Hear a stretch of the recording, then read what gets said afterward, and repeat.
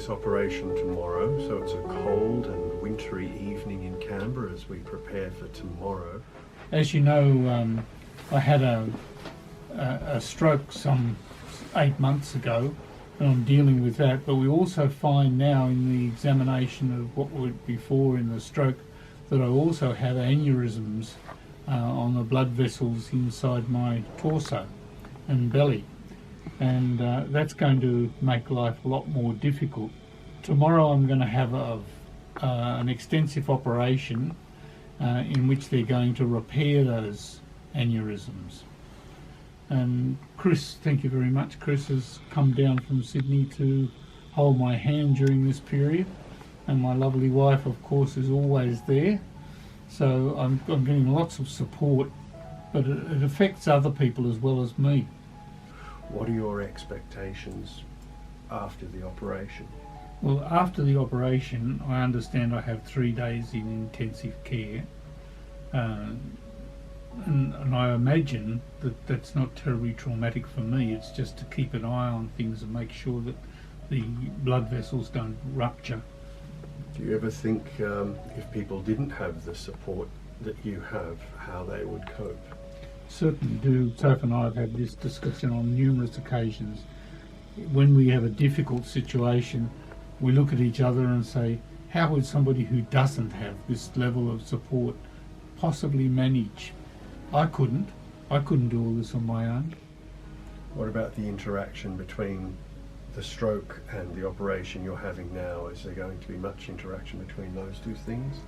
Well, that's what our GP was worried about, that Soph would be having to look after somebody who was both a stroke victim in rehabilitation and who was recovering from a very major operation.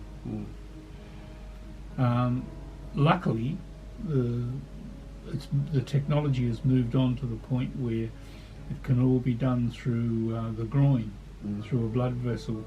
Before, only not so long ago, this would have all been an open body exercise, and at my age, the vascular surgeon was saying he didn't know whether I'd survive that, whether I could manage to deal with that. It's very traumatic. This way, it's much less traumatic. So, are you apprehensive about what's going to happen? Well, people keep asking me that. That makes me apprehensive.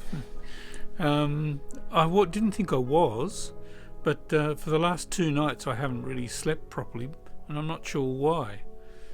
Usually sleeping has been the thing that I've performed extraordinarily well at. So as the primary caregiver, you've invested a lot of time and effort and love in all of this. How are you feeling about tomorrow? Very nervous. Why? It's been a long journey, and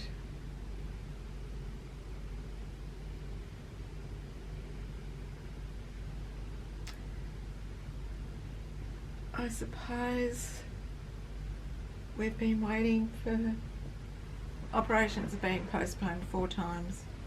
We've been waiting, and it's a big deal.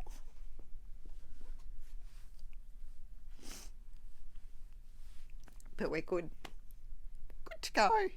Well, We just want it to be done over with so we can get on with our lives. David can get his strength back. He can do his proper exercises. He doesn't have to worry about popping his boiler. You know, he hasn't been able to lift things. We've been told he can't get stressed about anything. Serious stuff. And I guess one of the frustrations is, why do we have to wait so long? You know, why does the system? So I'm anxious, and I've felt today, I have to admit to all my bridge fanatics out there that I've been playing a lot more bridge than I normally should, and that's my way of getting my mind away from thinking about tomorrow. But I felt myself get more and more anxious as the time's gotten closer. I know we're going to be okay, but I hate to think of David having to go through another operation after a stroke. Like, he's still recovering from his stroke, and he's got to go, into surgery, and I don't like that thought. It sucks. But anyway. I don't like the thought much either, but I think I probably have the easiest road here because I'll just be unconscious. Whereas you'll be conscious and sitting there and wondering what's happening for 4 hours. Yeah, it's not nice. But I'm just so grateful of the way everyone has been helpful. But even strangers walking around the complex, the apartment complex, people stop to talk to you, whereas they wouldn't. I think I have to have John Denver's line, "The pretty girls call me sir." I don't think any of those beautiful young women were at all threatened by me. And I'd just like to have a little bit of threat. It's going to take a long time to get back to feeling normal about life.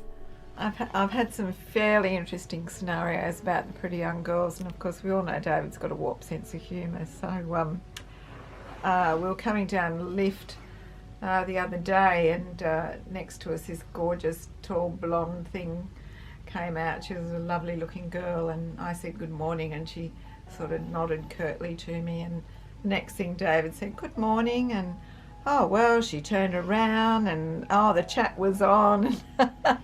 She was asking David how he was and how he was feeling, and she walked out and I said, "You are such a tart.